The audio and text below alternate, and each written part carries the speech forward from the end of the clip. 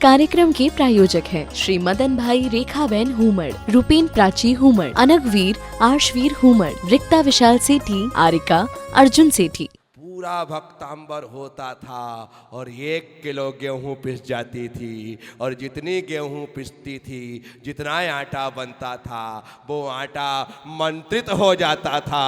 जब कोई विवेक कुमार खाता था तो आगे जाकर के वह प्रज्ञा सागर बन जाता था।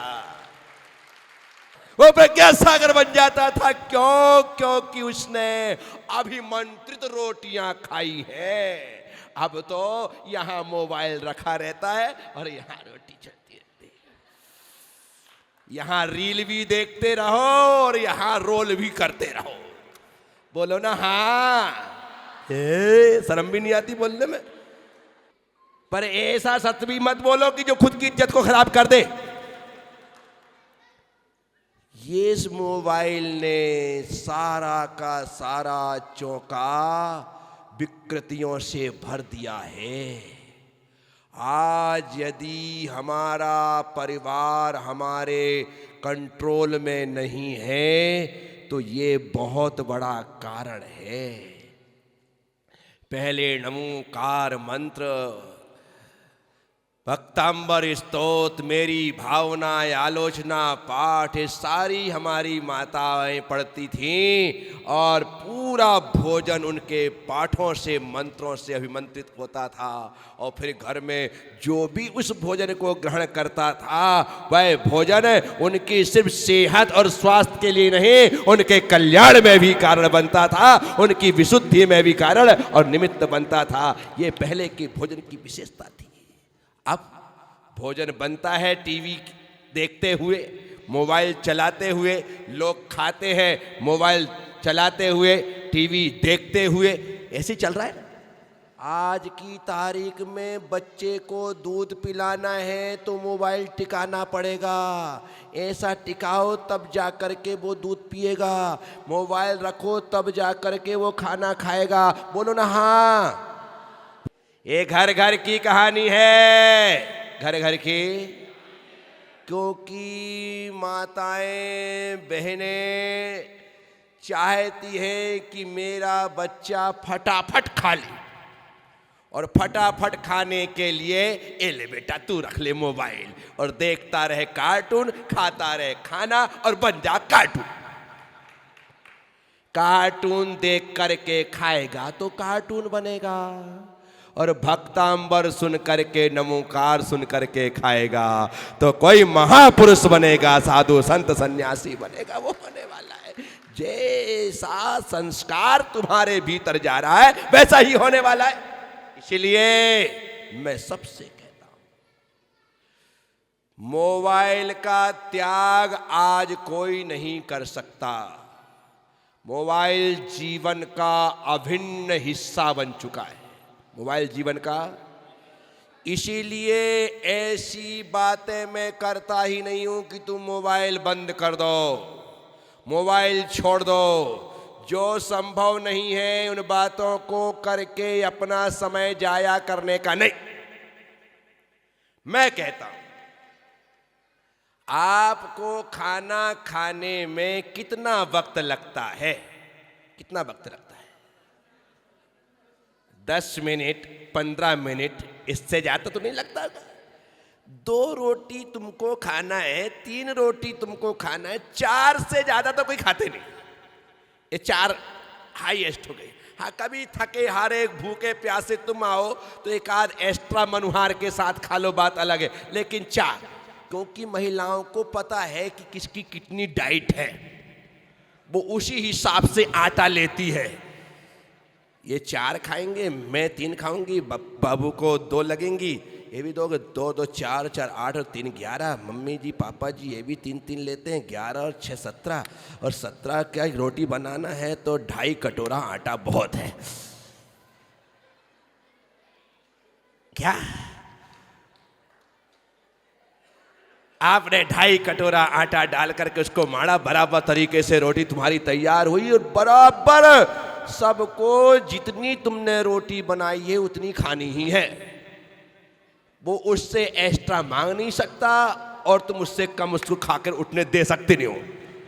तुम्हारा हिस्सा है तो खाना ही पड़ेगा, कुछ भी हो जाए। बोलो ना हाँ, हाँ बोलते रहा करो। क्या साथियों, मैं आप सबसे कहता हूं 10 से 15 मिनट तुम्हें खाने में लगते। बहुत ज्यादा टाइम बोल दिया मैंने, इससे ज्यादा समय। अब मैं आपसे दूसरी बात कहता हूं, क्या आप 24 घंटे में 2 टाइम 10-10 मिनट मोबाइल का त्याग नहीं कर सकते? टीवी देखने का त्याग नहीं कर सकते? सिर्फ 10-10 मिनट। जब मैं अपने घर में, दूसरे के घर में नाटक करने की जरूरत, कभी किसी के घर में, अरे भाई पहले टीवी बंद करो उसके बाद में खाऊंगा क्योंकि मेरे टीवी देख के खाने का त्याग है, वहां पे फोकट में आपको ज्ञानचंद, रायचंद आदि बनने की जरूरत। चुपचाप वहां टीवी चले तो चलने दे, अपनी शेखी बखारने की जरूरत खुद के घर में। किसके घर में?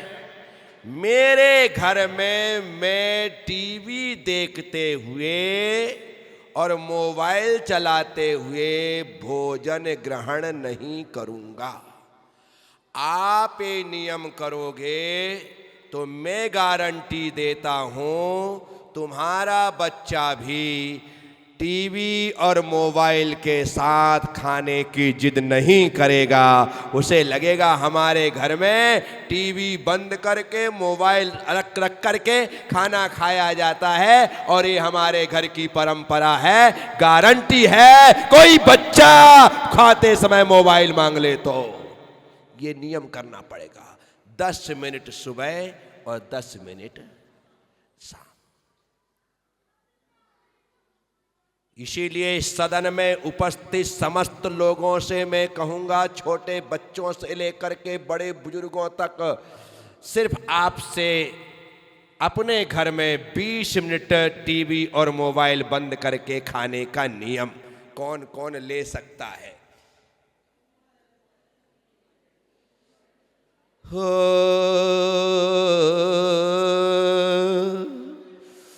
हाथ उठा के रखना, हाथ उठा के रखना अच्छे से। श्रेया मत उठाओ, अभी मैं नाम ले लेकर तेरे पापा का भी हाथ उठवा रहा हूं। चिंता मत करो, इसलिए कोई मार मार के मुसलमान बनाए, इससे अच्छा पहले ही बन जाओ। जल्दी 1 2 3। सिर्फ 10 मिनट सुबह, 10 मिनट शाम। ये देखो बच्चे कैसे, घुस जाओ बेटा अंदर, घुस जाओ, दादाजी के पैजामे में घुस जाओ अंदर। हाथ ऊपर।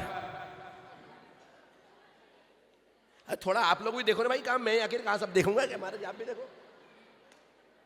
हाँ, ये है थोड़े से बेईमान बच्चे। हाथ नीचे। क्या मैंने ये कहा क्या तुम मोबाइल का त्याग कर दो? मैंने ये कहा कि तुम टीवी का त्याग कर दो? खाते समय मोबाइल और टीवी नहीं चलाने का। उससे जब आप भोजन करोगे तो वह भोजन सात्विक कहलाएगा। टीवी देखते और मोबाइल देखते हुए भोजन सात्विक प्रकृति का होने के बाद भी तामसिक हो जाता है। क्या हो जाता है? टीवी का, मोबाइल का इतना प्रभाव पड़ता है कि वह सात्विक भोजन को तामसिक बना देता है। राजसिक नहीं, तामसिक बना देता है, जो हमारे भीतर तामसिक वृत्तियों को पैदा कर देता है, विकृतियों को पैदा कर देता है, वासनाओं को पैदा कर देता है, विकारों को पैदा कर देता है। इसलिए मैंने ये नियम दिलाया है। कल मैंने नियम दिया था सुबह 9 बार नमोकार मंत्र जपने का। कौन कौन भूल गया? कौन कौन भूल गया? सबको याद था क्या? चलो, किस किस ने 9 बार नमोकार मंत्र जपा? अभी दूध का दूध, पानी का पानी हो जाएगा। अरे गजब के लोग हैं भागी में। महाराज जी आप तो चातुर्मास यहीं कर लो है? इतनी जल्दी कोई बात मानता है कि अपन कोटा रह के आए, झाला पटन रह करके आए, जैन रह करके आए, इंदौर रह करके आए, अभी केकड़ी रह करके आए, मालपुरा रह करके आए, डिग्गी रह करके आए, जगह जगह, इतनी जल्दी कोई बात मानता है क्या? भागी जितने अच्छे लोग तो कहीं है ही नहीं हिंदुस्तान में।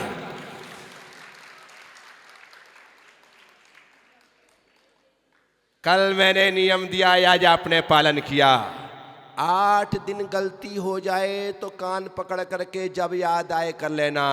9वें दिन से बराबर तरीके से नियम तुम्हारे जीवन का हिस्सा बन जाए। आज मैंने जो नियम दिया है, ऐसे यदि मैंने यहाँ चतुर्मास किया तो 120 दिन चतुर्मास में रहूँगा, और 120 दिन रहूँगा तो 120 नियम तो चतुर्मास के पक्के।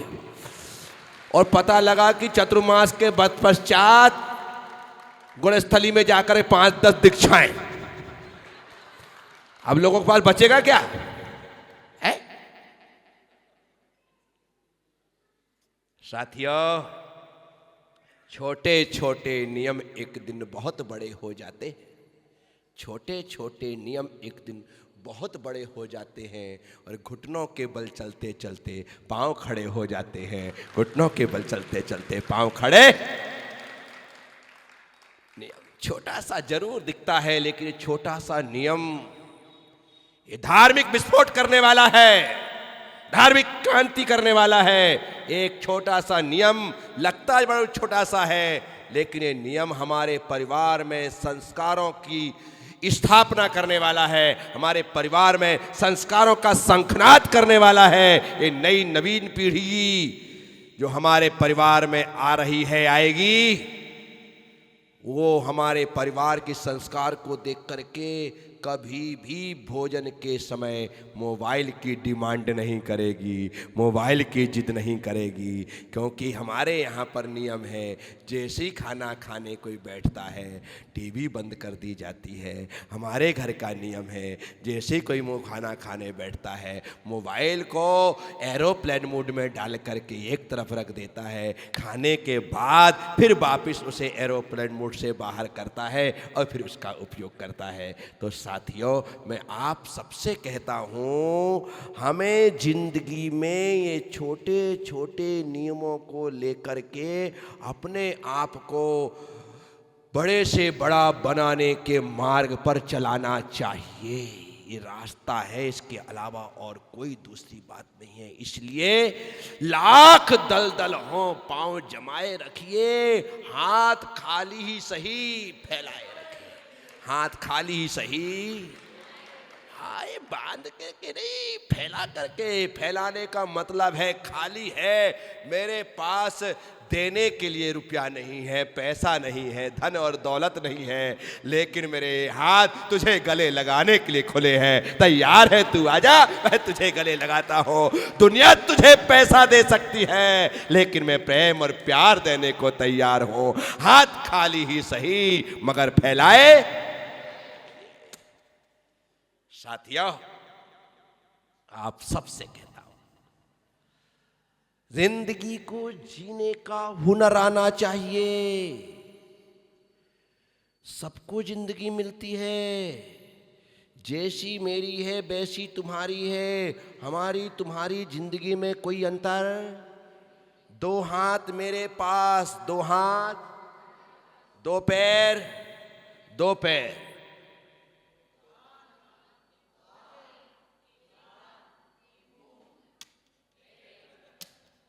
सब कुछ ज्यों का त्यों है ना।